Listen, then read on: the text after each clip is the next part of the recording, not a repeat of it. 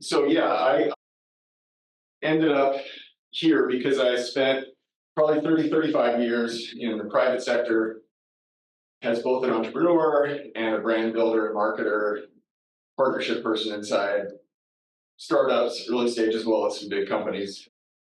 But what I thought would be more interesting for you guys, considering kind of where you are, presuming mostly at the outset of your career, I wanted to sort of let you know that I understand. I just did some things that made a big difference in my career for the better. Lots of things that weren't as helpful, but I wanted to basically walk you through a couple of my early ventures and the early part of my career journey, so you can see that I was certainly nothing special. I still am nothing special. I didn't have like crazy advantages that, sometimes we see really successful people like, well, that's a fourth generation Trustafarian or whatever, and that was not me. Kudos if it's you, that's awesome. So anyway, I just wanted to, at the outset, I put a slide or two together that just kind of shows you some of the places I've been and probably some of the visually recognizable brands that I've worked with. As long as anybody recognize any of these, those look semi-familiar. I think if you told me, like while I was an undergraduate at the U, that I would be able to work with some of these brands during my career, I would have thought, yeah, that's nice wishful thinking. But it's pretty crazy how organically some of these things happen, and that's what I want to walk you guys through today. So moving forward, these are some brands that I've had some pretty interesting projects with. They weren't all in-house. Some of them were through agencies that reached out to me and said, you've worked on something that our client likes. Would you consider working with me, working with us on this project? That was what happened with Intel. We'll get to it, but I spent some time at Skullcandy that's based up in Park City early on. What some people don't know is that actually started like as a technology licensing company back when, try and imagine when your music and your phone were separate. So iPods were where you kept all your music, and your cell phones were separate. They didn't yet have music. So back then, the founder of Skullcandy actually had a button. It was a converter that had two cables. One you plug in your cell phone, one you plug into your iPod. Ran it through this little button that switched between the two devices with a single wire that went into a pair of headphones. And that was a solution for a problem that he had as an avid snowboarder when he was on the slopes, on the chairlift, and the phone rang, and he was listening to music. Instead of taking off your gloves and fumbling for everything, you could basically just push a button on the cord to your headphones, and it would answer your phone, pause your music, answer your phone, you could talk, and then you push it and it goes back. So I joined the company 3 years after they had started, and they had just cracked $1 million in revenue.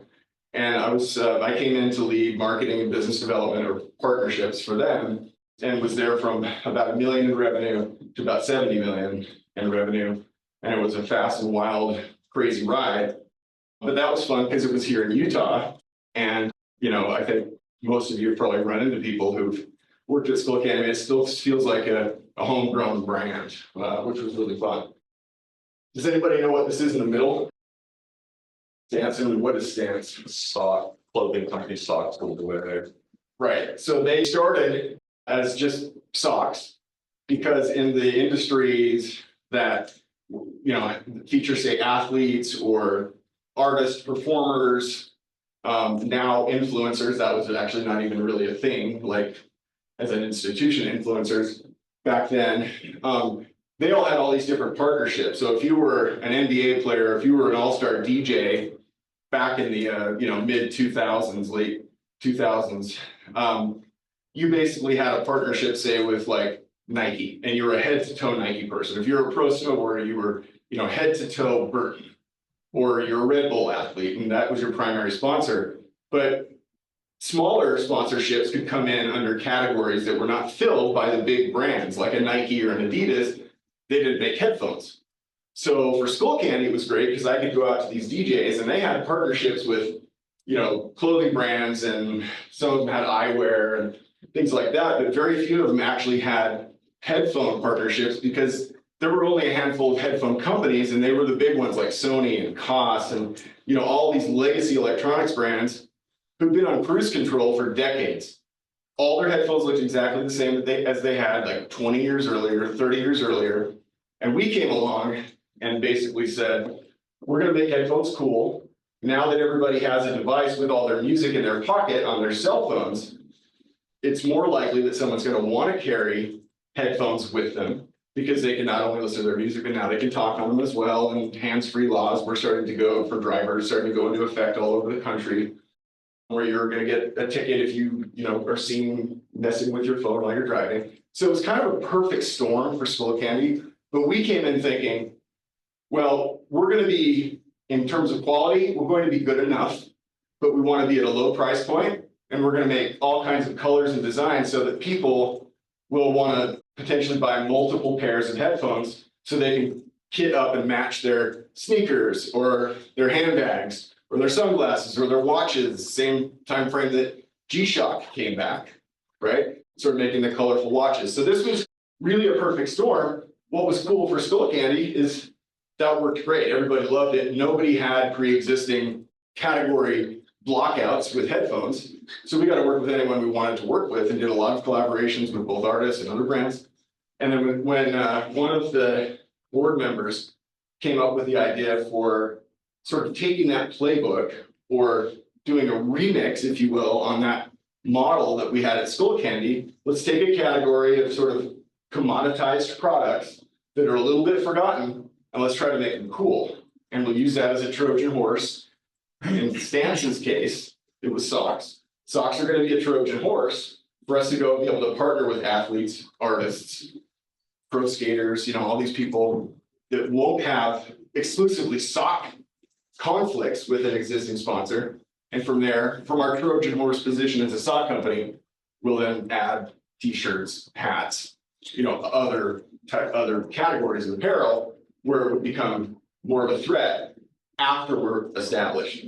So that was a really fun project. And then, some of these others, FIFA, they're small. So anyway, I did attend school as an undergrad. I did not take any business classes. So you're already way ahead of where I was at your age. I actually majored in political science, and I just like to learn to reason and write, and I like the political philosophies and blah, blah, but it really only taught me how to learn, but gave me no admissions in the business world whatsoever. And those 10 years of my undergraduate life were, I was dipping in, doing a year, I went on an LDS mission, I came back, I did some time, and then basically I say, well, I want to go to Atlanta in 1996 for the Summer Olympics. I got a job offer to go and work alongside this guy who's running a $20 million Olympic sponsorship, and he wants to teach me. So I took a year off, and then I did a lot of that and dropped back down to one class and started an agency to do marketing and advertising for brands and record labels and companies that worked with me or my friends in the area and knew that I was good at youth marketing and stuff like that. So I did end up graduating from the U as an undergrad. And then after I worked for several years, I for some bizarre reason, I had always wanted to go to the London School of Economics for graduate school. And so I applied there and only there, unfortunately got in and went and did that. But that was just to sort of fulfill an earlier goal. So school is not something that I think everybody has to do. That has been made very clear to me, especially since I didn't have the specific training. So any training that you guys have, like a great marketing course or, fundamental accounting or things like that, that's going to be a leg up. That's going to be really, really helpful. Now, this is more the kind of stuff that I was obsessed with all growing up, all through high school, all through college, still today. Just I'm a music fiend. I'm a music freak. Like, there's no other way to put it. Like, if you, we'll do some Q&A at the end here, and I guarantee someone's gonna ask me, probably everyone's gonna ask me a question that's gonna have, you know, either one or two words together or a short phrase that's gonna involuntarily trigger lyrics in my mind. I'll try to ignore it and move on. Or a really, really non-important movie or TV quote. That's just how I'm wired. But music has influenced everything I've done my entire life. Honestly, it really has. So I want to talk a little bit about my very first entrepreneurial experience. This actually happened while I was an undergrad at the U, and it was of all places, it was taught by the head of the art department, a guy named Nate Winters. He was an architect by trade, an amazing visual artist, and I had taken his introduction to visual arts, which I thought was fascinating. And I saw that the same professor was teaching an honors creative problem solving course, and I thought that sounds cool. Love the professor. I think it'll be good.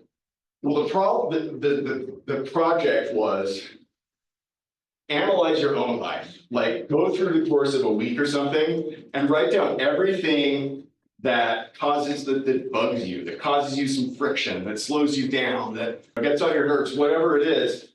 And then keep track of those issues and then ask yourself, try and get to the root cause of your friction, your emotion, or the problem, if you will. So ask why. Why is this happening? But what's causing that? Try and just ask why as many times as you can to really isolate that core problem. And then see if you can come up with a solution for it. And there are steps that you go through. For me, at that age, like I said, music was everything. So again, just imagine what it was like to not have access to digital music. It was crazy. Like, they weren't on phones then. This was in '94. They weren't on phones. Everything was still CDs, and it was physical product. And so for me, I was always going in, and a lot of, there really were not really any ways to hear music before you bought it. And so, you know, all the music, all the money that I managed to sort of scrape by in my odd part-time jobs and stuff during school would pretty much go to buying music. And sometimes I read, you know, a review on an album and I thought, oh, this sounds so good. They're saying it's, you know, this is similar to, say, the Pixies or Cocteau Twins or whatever, some reggae band. They're like, it's probably pretty good. And you go and you listen to it. It's like $17 for a CD, and just not feeling it, not into it. So for me, that was a huge waste of money, and money that I didn't just have to burn, right? So then I'd have to go back to, then it was Gray Whale CD or a CD trade-in place, and they'd give me $2 or $3 for the CD that I just paid $17 for 5 minutes earlier, or whenever, a couple hours earlier. And so I was losing money that way. And I thought, if there were a way for me, given today's technology in 1994, to hear music before I buy the album, that'd be really cool. So I worked through this whole deal, like, how would we do that? Well, back then they did have dial-up phones, you know, the alphanumeric on the key. So I came up with an idea that you dial like an 800 number, a toll-free number, and then you can basically type the name of the band. It'll take you into the band, you know, confirm yes, no, whatever. Take you in the band, take you into the album names. It'll say, these are the albums, push one to hear this, whatever. And then you can sort of sample like little snippets right over the phone. Well, this doesn't sound like any big deal today, but back then it would have been really, really cool. And it would have saved me a bunch of money. And I was presuming also a lot of other people who were, you know, really into music. So I wrote this project up and I submitted it to my professor, and I got an A on the project. But I had no resources. I had no knowledge. Where do we go from here? It was, in my mind back then, there was just nothing more to be done, right? I was not a business person, not a technologist, didn't know where to go.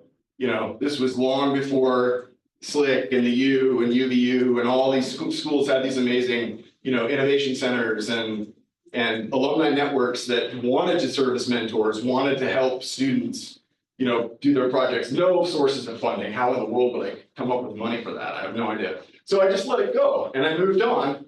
And then, so this was my, wasting money on music I liked, I ended up not liking, was the problem. So 6 months later, I met this person when I was interviewing for a job in Boston after graduate school. Well, 6 months, it was a few years, it was a few years after that. And I had looked up, someone had given me his name before I met with him. He was the chairman of the company. He'd invested in this company. And so I was interviewing with the company and I looked this guy up and they said, you guys will get along great. He's a former music guy too. Well, as it turns out, he'd been an executive at Clear Channel Radio, which is one of the biggest radio groups in the world. And he was an executive, but retired. And I saw on his bio, one of the things that he had started was called 1-800-MUSIC NOW. And I had seen ads start to pop up for this thing on like MTV, which back then was still just music. It was not like all these reality shows and dating programs and everything. The guy who created all those abominations, this guy named Andy Schoen, I actually know that guy, and he's a very smart, very wealthy guy, but it's just music. So I started seeing billboards for this thing, 1-800-MUSIC NOW, whatever. And so I checked it out. And so you can just see the basics of what this is.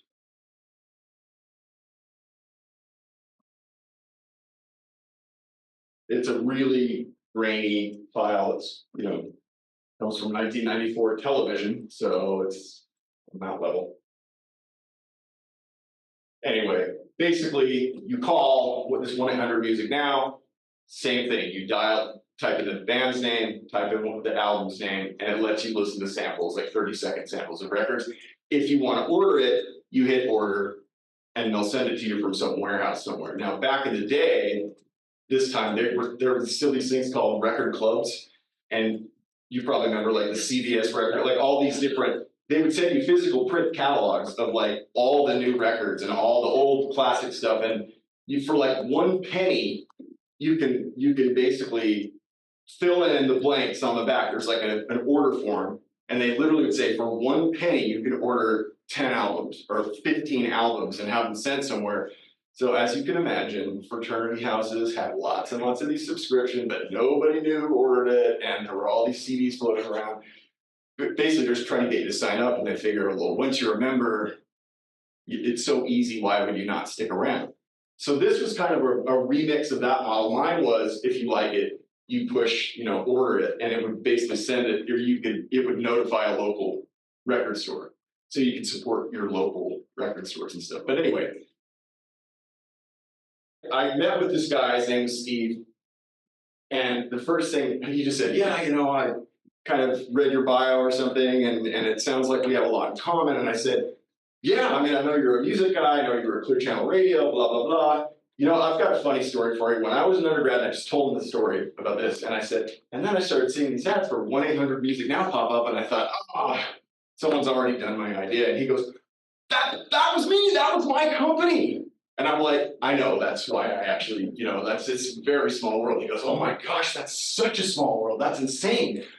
He said, but that's a great story. He said, and I said, yeah, well, I guess it's a great story. You're the one who did it. And he goes, you want to know the best part of that story? And I said, sure. He said, I sold that to MCI, which was a long distance dial-up phone company, for $95 million in cash. I was like, that is a really good part of the story that I wish I had on my end of this experience.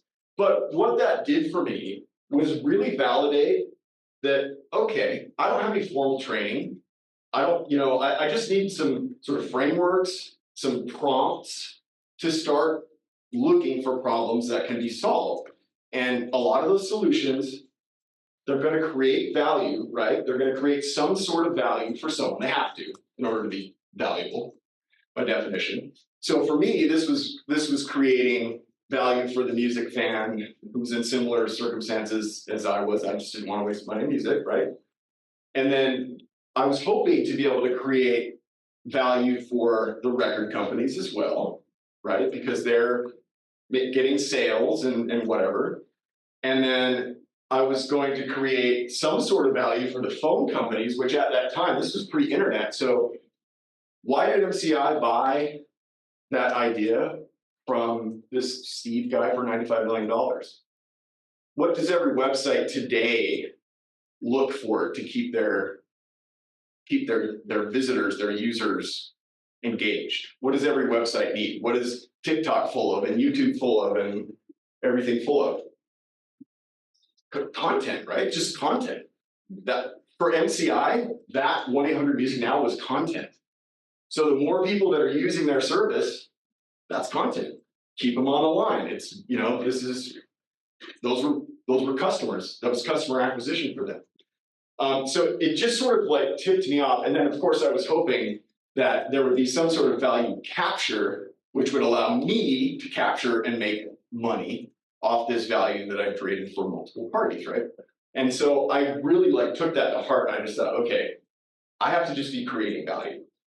And hopefully I'll get to the point where I can come up with a solution to a problem that creates enough value that customers are willing to pay for it, that someone's willing to pay for it, and the business model is solid enough that I'll be able to capture some of the value created through that project, okay? So, I'll let me go. Austin. Introducing 1-800-Music now.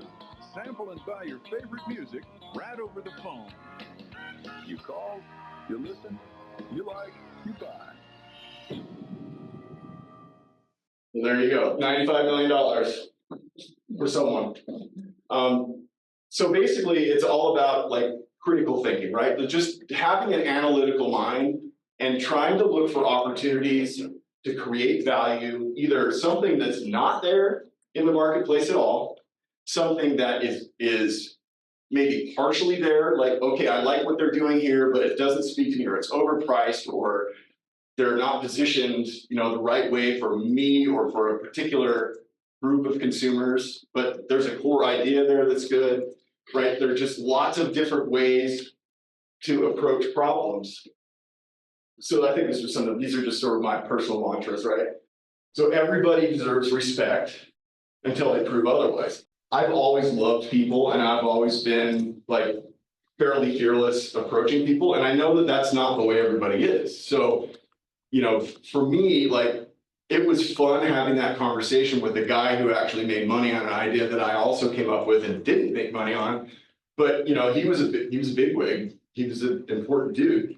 But it was really fun to sort of be able to like needle him a little bit and tell him a story about how genius I was and coming up with this idea. But it's just a way to create, to show respect, and also to kind of endear yourself with someone.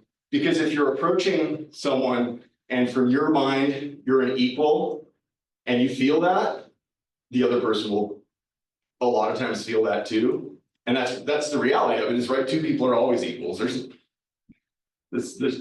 everybody's, you know, got the same worth until they're a total jerk to you and they don't, you know, deserve your respect anymore. And then you just sort of hopefully can just sideline, don't deal with them and move on. Deal with people that you enjoy, you know, building up, and they build you up. A friend and I came up with this pretty early in our careers. The world is way too small and life is way too short to be a jerk. And you can substitute whatever you want for jerk. But a lot of people have the perception that in order to get ahead, you have to be cutthroat. You got to be ruthless. You've got to just be grinding all the time, and you can't have any fun. You can't be youthful and lighthearted ever. I don't believe that at all. I've seen lots of different types of folks. And I think the consensus among my friends, my peers, people whom I really admire is, pardon my French, but there's a lot of companies that have a strict no asshole policy. And I wholeheartedly believe in that. I think working hard is great, but you should enjoy yourself too. Like, I don't think, early in your career is time to try and work and plan and save and whatever, but you just got to stay sane. And then curiosity, anything can spark creativity and inspiration. And I really mean anything. Like for me, I can't tell you how many albums, like even lyrics sometimes, or like album art has spawned like a business idea before. And certainly lots of other types of art, like visual art or films or whatever. there's so much remixing going on, and it's not just music, it's ideas. It's the way movies have been pitched in Hollywood forever, right? This is like a Predator movie, and the Predator is under the ocean, you know, so like whatever, like the 4th of July, you know, like the monster starts attacking people, and you know, Jaws, and then Alien is like, well, it's like Jaws, but it's in outer space, and instead of a shark, it's an alien, right? And this is the way television shows and films have been pitched forever. It's also a different way to start thinking about business ideas. Again, if you're just remixing something that's already there and you think a component's missing, you can identify your problem, you can change the solution altogether. You can change the business model altogether. You can change the target audience altogether, or the pricing strategy, or the distribution, how you're going to get it to people, right? There's all kinds of ways to remix existing ideas. And then my last, and we're going to get a little further along in that, but noblesse oblige, does anyone know what that means? Basically just a phrase that means, you know, if you've got it, if you've been blessed with kind of like, originally it was sort of nobility and status and means, resources, you're obligated to pay that forward and help raise other people. And I've just always had that mindset. And I've been the recipient of a lot of other people's generosity, and kindness simply because I asked sincerely for guidance or help, or, you know, an answer, referral or something. So those are just some of my personal mantras. And then these are all just, you know, a lot of people think, oh, that woman, that man, they were just born to be leaders, right? They're just born, they're just natural. And I'm not that type. You might feel that, right? But it really does take all types in the world to make things interesting and make things click.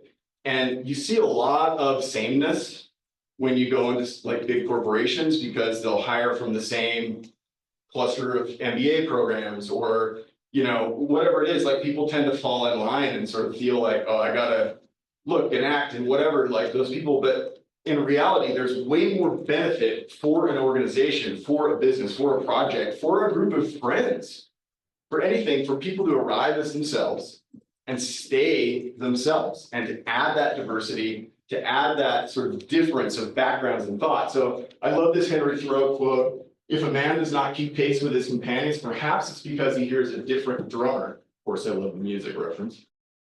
Let him step to the music which he hears, however measured or far away. So I never had any of the same interests as a lot of my friends who just sort of beelined into business, went into finance, investment banking, whatever, you know, had a lot more sort of like early stage career spoils than I did, but I was having way more fun, and they made sure to tell me every time we were together, like, I wish I'd done what you're doing. And I'm like, no, maybe share your bank account, I'll give you some fun, you know.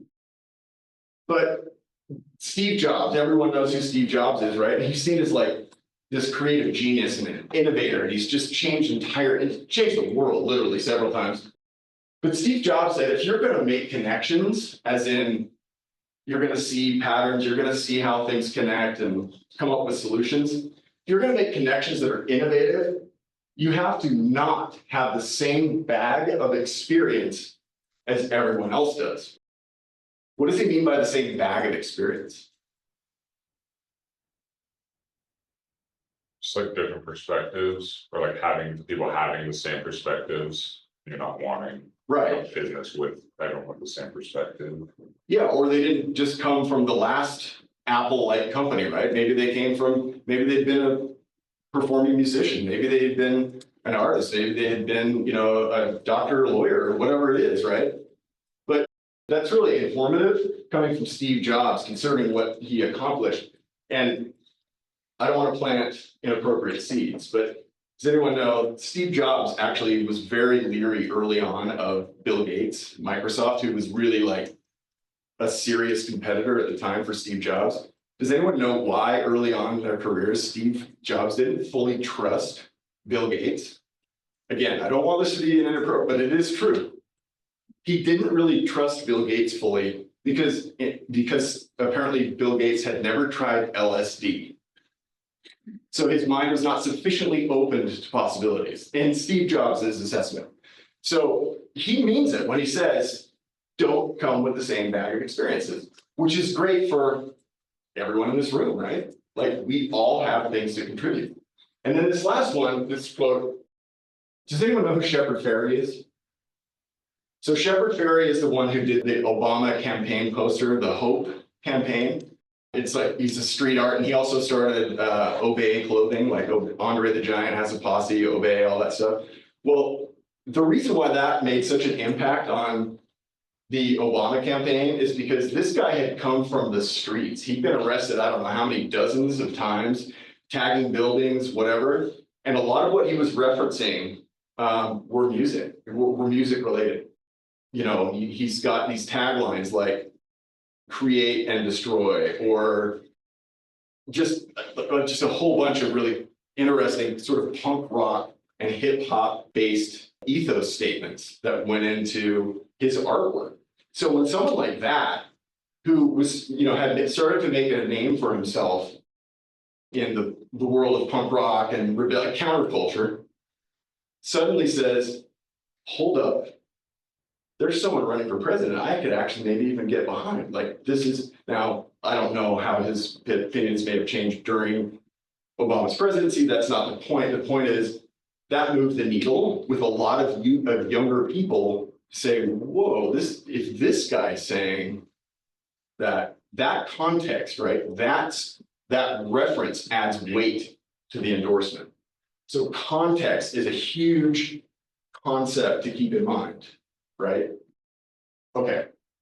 So as I went on in my undergraduate career, I started booking concerts. I got in through the student government. I started booking bands up at the university. Over the course of 1 year, I think I was able to book like 40 some odd touring artists, like big bands and medium and smaller size. I did a reggae festival once with like 5 of the biggest, artists at the time, a bunch of like, sort of alternative stuff, some punk, some hip hop, even like Harry Connick Jr., like big band, and just kind of like a lot of fun stuff that had not been coming to campus before. So the students thought it was really fun. I thought it was awesome. We sold our tickets at the local record stores, which was cool because it brought business into the record stores.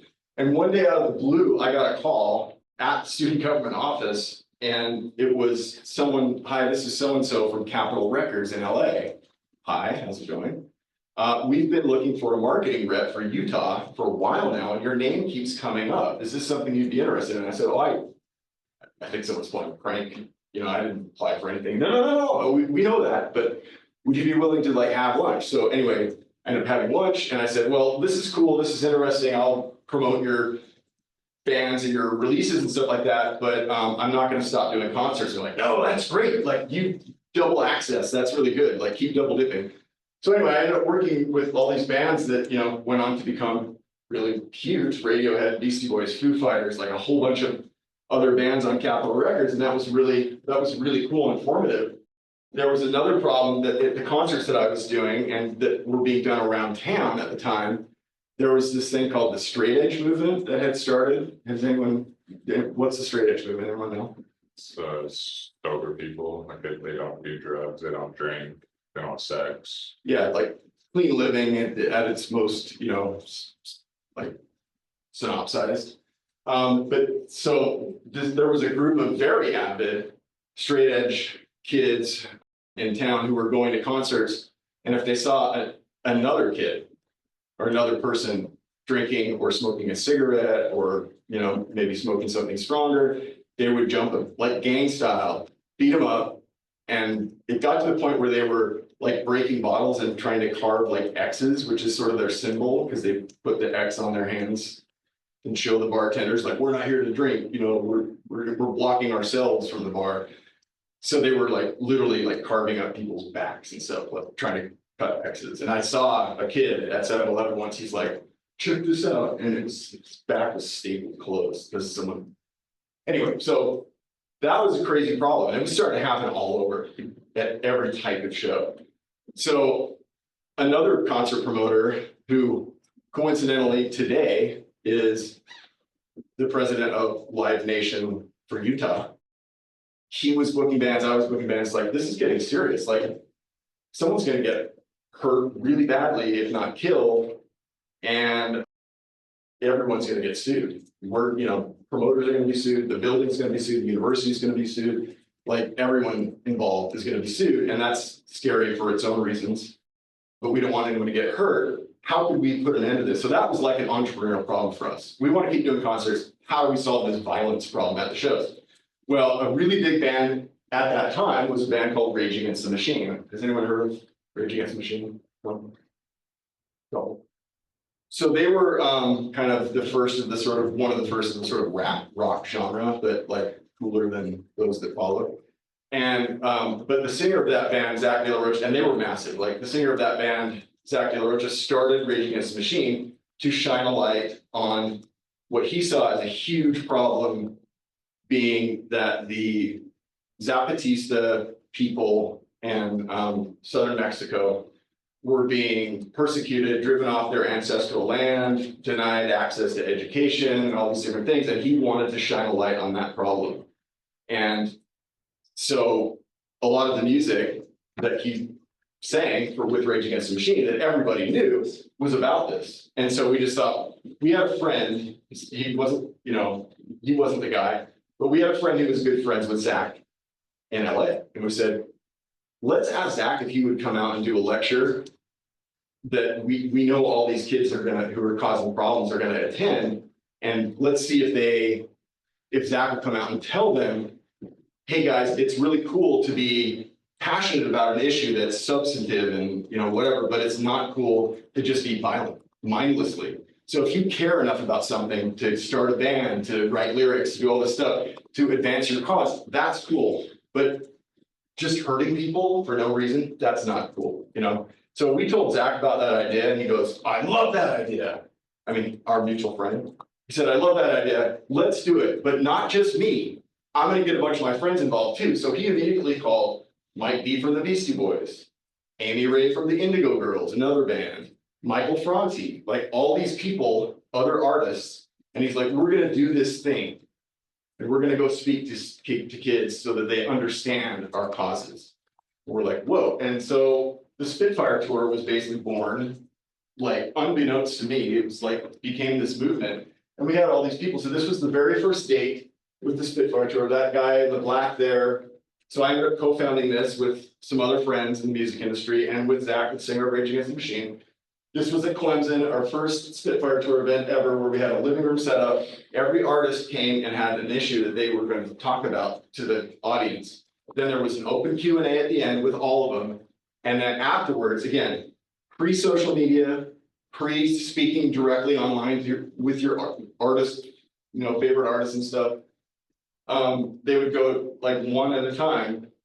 Kids who wanted to either interface with that artist or learn more about their issue, they'd go into classrooms. So the actor Woody Harrelson, for example, spoke about industrial hemp. Like, why is that? You know, okay, marijuana is illegal, but what about industrial hemp? It's like could be a crop and blah, blah, blah. And so he went off and did yoga with, you know, you could do yoga with Woody Harrelson for an hour. And so it was a fun way for us to go to college campuses. Everyone can interact with these celebrities and stuff. So that's Chris Novoselic from the band Nirvana. You guys probably heard of Nirvana.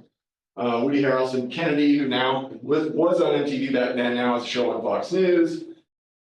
And then Amy Ray on the far right with the Indigo Girls. Anyway, that was really fun. So we ran this tour around campuses like all over the country for a couple of years. And we're actually asked by Woodstock 99 to open all 3 days under the Spitfire Tour banner to add substance to Woodstock 99, because they had been in 95, they had done it and they'd just been called sellouts. There's no ties to the original spirit of Woodstock, no substance, $8 bottle of water. What are you talking about? There's nothing cool and punk and organic. So anyway, you know, we had members of the Grateful Dead and different punk bands, and Rosie Perez, who's now, you know, or who was on The View, and all these different people, Chuck D, Perry Farrell in the middle there, founded Lollapalooza, if you don't know his band, Jane's Addiction, Bill Maher from Politically Incorrect on HBO.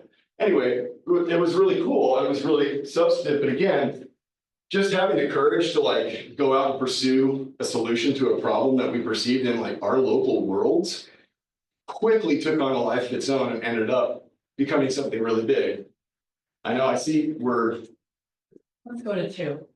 So if you have to leave at 1:50, go ahead, but apologies. We'll move fast from here on out. So anyway, so Spitfire became another example that really gave me confidence, like, you know what? It's a cool idea. Someone should probably do it. Why not me? Why can't, I can do this kind of stuff, right? And if I can do it, anybody else can do it, because I had no special knowledge, insight, advantages, whatever. I just was trying to be proactive and trying to, again, like sort of network my way through. Like, I didn't really even know this guy Cubby at the time, which means I didn't know his best friend was Zach De La Rocha from Rage Against the Machine, but a friend of mine did. And it's just one of these things, like, just, it can be done, right? We're all like just a few degrees of separation from anyone else on the planet, which is pretty empowering if you think about that in its own right. So remember how I said everything is remixed? So this was Live Nation. So Live Nation is the largest live entertainment company in the world. They do most of the concerts. They do all the, amphitheater stuff and Delta Center and a lot of these big concerts, but then they own venues all over the world. They own Ticketmaster, which is its own conversation. But this at one point was Live Nation's logo. So a company that I went to and created a logo for and named and built a music service for that was focused on colleges was called Ruckus Network. And we had a board member named Andy Schoen, the guy who introduced non-music programming to MTV. And he was later on the board of Live Nation. And he had been on this Ruckus Network on our board there. And this was the logo that we used, which was I explained it, like this was, in my mind, this was a guy standing in front of a speaker stack at a concert, just being like, yeah, just like, so stoked. And you can see even the ends and stuff in the letters look like the U's. I mean, it's just blatant ripoff, right? But everything's a remix. So we're gonna skip that one. So this was Ruckus Network. This was the Shepherd Berry thing that I was talking about. The reason why I have the Facebook guys and Sean Parker and Sean Fanning. So basically someone reached out to me from a venture capital firm when I was in Boston. At that point had become, after grad school, had become the marketing director for regionally for Live Nation for the concerts that we were doing there. Somebody from a VC firm called Battery Ventures reached out to me and said, hey, we're considering investing in a startup that is trying to solve the problem of music piracy on college campuses. And so this was a big problem back in the day. And basically you could go on to all these, illicit platforms and download music without paying for it. And, and also videos and also movies. And it was getting into like software and all this crazy stuff. And so colleges were, because they had at the time the fastest internet, these giant pipes for, both up and down traffic, students were basically like going on these systems, leaving their computers open all day and just saying, I want all this stuff. And it was just downloading constantly. And a lot of the stuff was coming down with, viruses and malware. And so it was crippling a lot of these college networks. So these guys came up with an idea. What if we come up with a music service expressly for colleges to require their students to use? So it's the carrot and the stick. So we have to shut down the illegal stuff, but look, you have your, what today we know is like Spotify or Apple Music that didn't exist back then. So these guys were in Cambridge, Massachusetts, and I was brought on to lead product development, which is what are we going to build? What does it look like? Priorities, features, functionality, whatever. So I had to go out and do all the primary research. So I had to go to college campuses all over the country and do like focus groups and interviews. And, I'd like literally walk the dorms with like students and at night, and they'd show me what they're downloading and which instant messaging platforms. Some of them have like 4 different, instant messaging platforms open, and they would open their access to their folders and let people like remotely like pull stuff off their computer. So this was just clogging pipes. nonstop. And so, but in the process of doing this research, I found that there was this new site that was, had started at Harvard and was spreading out to other Ivy League schools and then Ivy League affiliates, and they were already at like 15 or 20 schools. They were scaling as fast as they could get servers to put on those campus networks. It was called the Facebook. And students were spending 3.5 hours a day on that platform. And I was like, holy cow, we have this really cool music service at Ruckus Network, and we want people to end up there, but we don't really have a growth engine. So this is getting people online, and there's no reason why we couldn't acquire the Facebook and then figure out how to merge it at some point so people can have their music and videos and stuff playing while they're doing their social media stuff. And so I pitched I pitched our board of directors that Ruckus buy Facebook. We met, I brought them all over, all the founders over, bought them lunch, talked to them. They were like, yeah, that'd be pretty cool. And then we sent one of our VCs, our investors, to talk to him, and he came back and he said, yeah, these are just a bunch of college kids. We should not buy this company. They want $500,000 for this company. And I'm like, so do it. And he's just like, no. And this guy from Battery Ventures is very, very smart.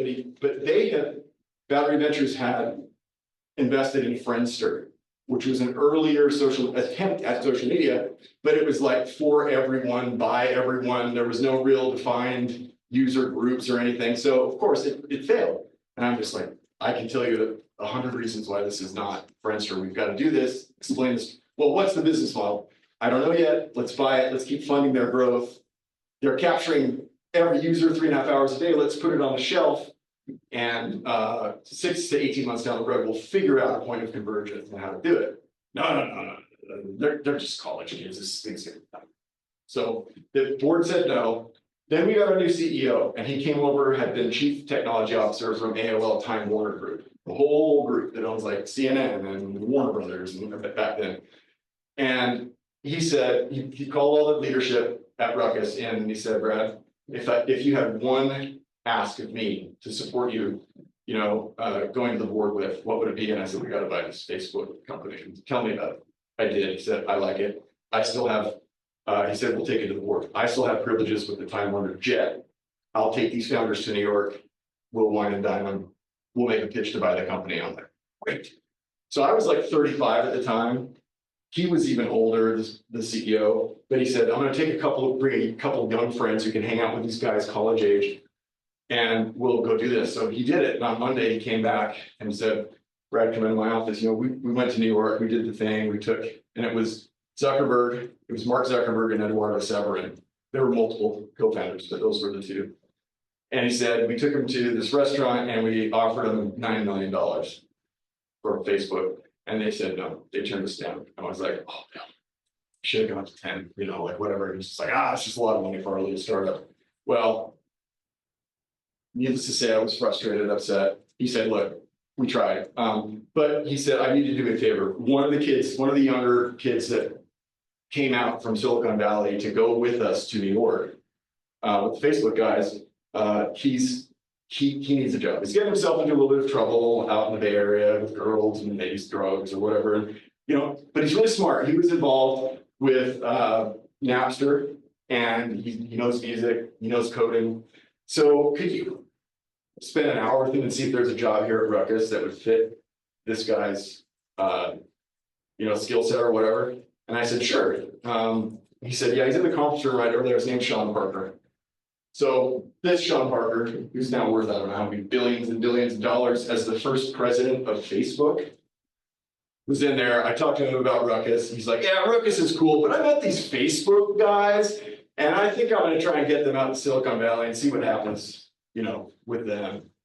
And I'm like, okay. So the rest of that story is, of course, history.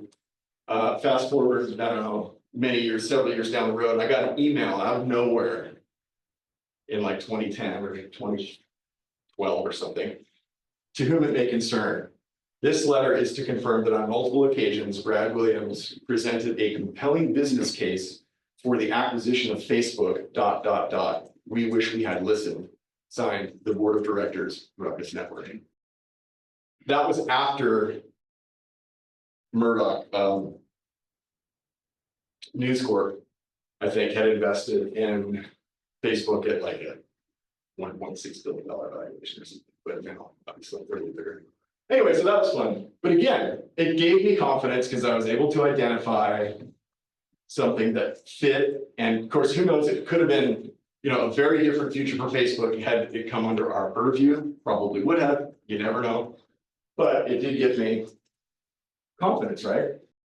So after Ruckus, I ended up going to Skull Candy, where I was able to do a lot of really cool storytelling with the brand. Again, this is a brand that, headphones just all looked the same back before we did what we were doing. And so we started telling, like injecting personality and style and storytelling into the products. And so these are some of the ads that I did, where this was like a snake skin, so it's coiled up like a snake, and then obviously the snowboarding thing.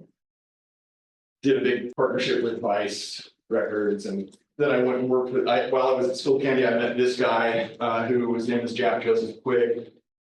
And he has 12 Grammys. He's produced like the Rolling Stones, Paul McCartney, like Beck, No Doubt, Gwen Stefani, like just lots of people. But we started talking about bundling Skull Candy's headphones with music so he was at the time the executive vice president of global A&R for Universal Music Group, which is about 35% of all recorded music globally and historically. So I just said, if you could get me into your vaults, we could release tracks that have never been heard before with signature artist licensed headphones. And this is revenue for you guys, it's revenue for Skull Candy. And also, by the way, we can get you into like hundreds of college bookstores right on the campus. Again, this is sort of, social media hasn't really taken off necessarily yet. So this is still like catching people where they are on campus, dorms, things like that. And they were just like, wow, but I couldn't convince the team at Skull Candy to do it, but we're still really good friends. So these are just some of the storytelling. So I apologize, I've already gone over, but I wanted to show trying to think about, okay, I'm adding value for partnerships or in product development that I want to always lead with value for the other party. And if there's something in it for me, that's a bonus because it justifies my salary with the company that's paying me to do this stuff. But I always feel like if I can lead and say, I can do something cool for you guys and not ever make it about me or my company. This was a great example of that because we were sponsoring the Vans Warped Tour, which was, if anyone remembers that, it was hundreds of bands all summer that would tour as a package, and there were multiple stages and lots of companies and skateboarders and BMX. It was just like this full day festival, music and sports festival. Well, we were a sponsor, and so I was going to do like an official headphone that people could go and buy like merch, just like a t-shirt or whatever. But I really tried to think, okay, that's cool for me. That's cool for the tour itself. But what about all the other bands? Like, they don't even know Skull Candy. We're brand new. They have no idea who we are. Let's do something for them. So we decided to give every band like 100 pair of these customized ear caps with their logos on them. And they could choose basically the lightweight headphones there, the colors they wanted. And so we made all these different bands custom headphones, and they sold those headphones, those Skull Candy headphones were featured in their own merch lineups. So we went from writing a check for like, I don't know, 20 grand at the time to do a headphone for the tour to then now having like 25, some 30 bands promoting Skull Candy in their own merch tents. So that was a great example, and there was no, they got to keep the money. We gave them the ear caps, and so their fans could go to their favorite bands' tents and learn about Skull Candy from their favorite bands. And again, that context adds weight to that introduction.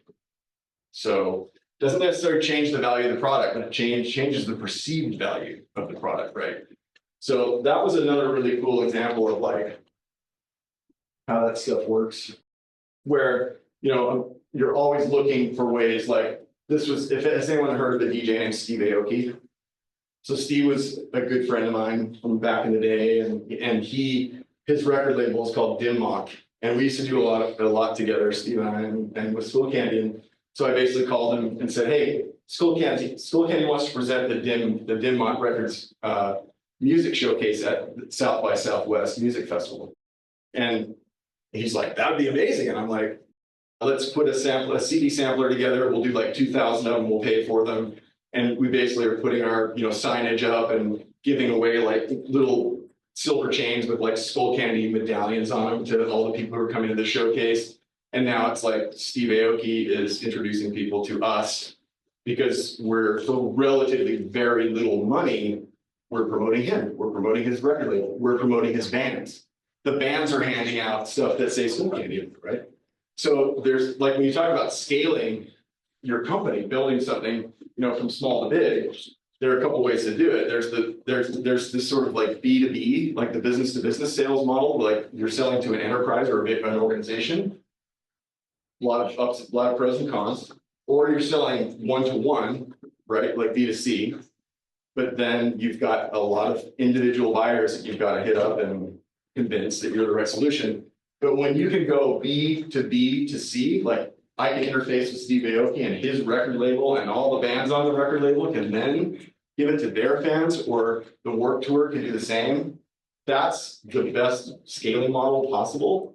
And so every time, I think about partnerships, it's from that perspective, like how do we do this to scale on like a B to B to C basis? Like how do I reach through a company to all their fans? Which now, of course, is sort of the influencer model, the affiliate model, whatever. That's one way to do it. But again, is there a way to lead with value to a potential partner that creates enough value for everyone that you're spreading it around quite a bit? So Skull Candy ended up becoming, like a cult favorite among DJs because we were out there to take care of the DJs and promote them. And artists loved us because we were doing signature series that none of these other legacy headphone companies ever wanted anything to do with. It's just trouble. Well, we just want to stay asleep at the wheel and keep selling.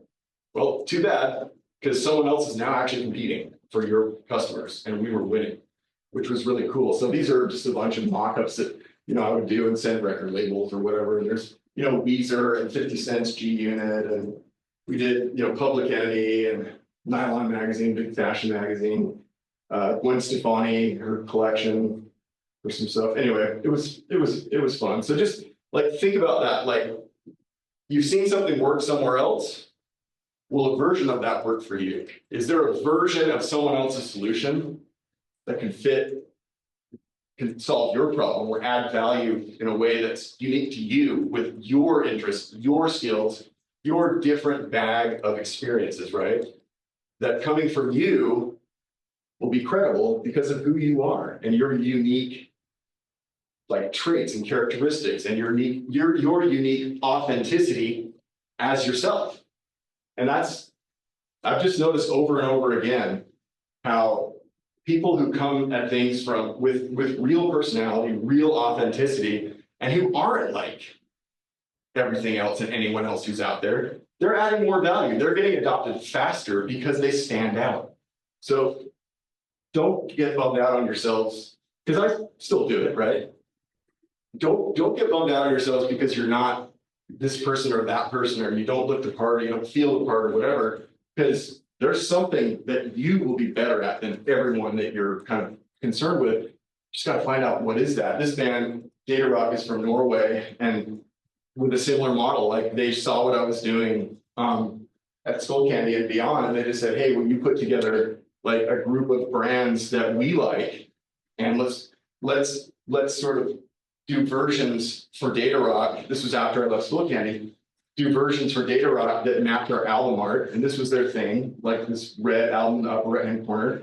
So I called bands. I said, "You want to do a Data Rock shoe? We're gonna put this group of products together." And then I went to the buyer for all like 100 and some odd independent music stores, and I said, if I were to bring you the Data Rock album with red Vans, I think I had Ray-Ban on there for red Ray-Bans, which I didn't make the cut by the time I did this.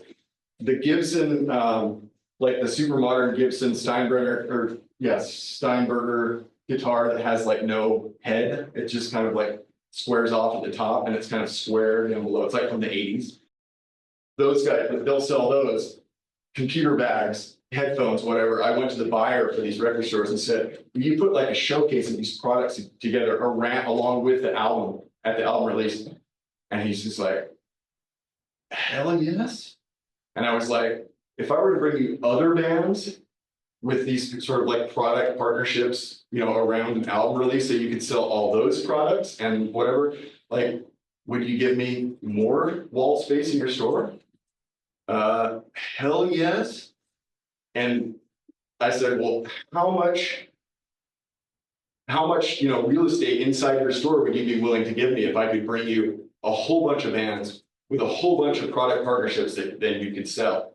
And literally, I will not say it, but he said, I'll give you the whole effing store. So it's just, again, it's value, like just leading with value. These guys are looking to differentiate, like how they compete against Best Buy and Walmart and Target, you know, to sell music, to sell these little products. So anyway, it's fun stuff, but just keep in mind, everything's a remix. Have no fear, be yourselves. And I would be happy to chat with anyone or connect with anyone, you know, offline if you have some ideas that you're trying to just figure out, how do I get from A to B or A to R or A to Z or whatever. Just take some persistent and sometimes reverse engineering from backing out of where you want to end up and seeing whose paths cross with you along the way, right? So anyway, I apologize I've taken so much of your time, but thanks for letting me come and visit. And I'm sorry I didn't give you Q&A, but I'll be happy to stick around if anyone has questions. On your way out, you can see some of the collectibles, like from some of the events that we did. So some of it's covered up top. That was Amy Winehouse and Gwyneth Paltrow and Nick Cannon and AOE, Questlove down here. But yeah, it's basically, it worked out okay. In fact, it was there's a photo here of Snoop Dogg. You see him on the right there?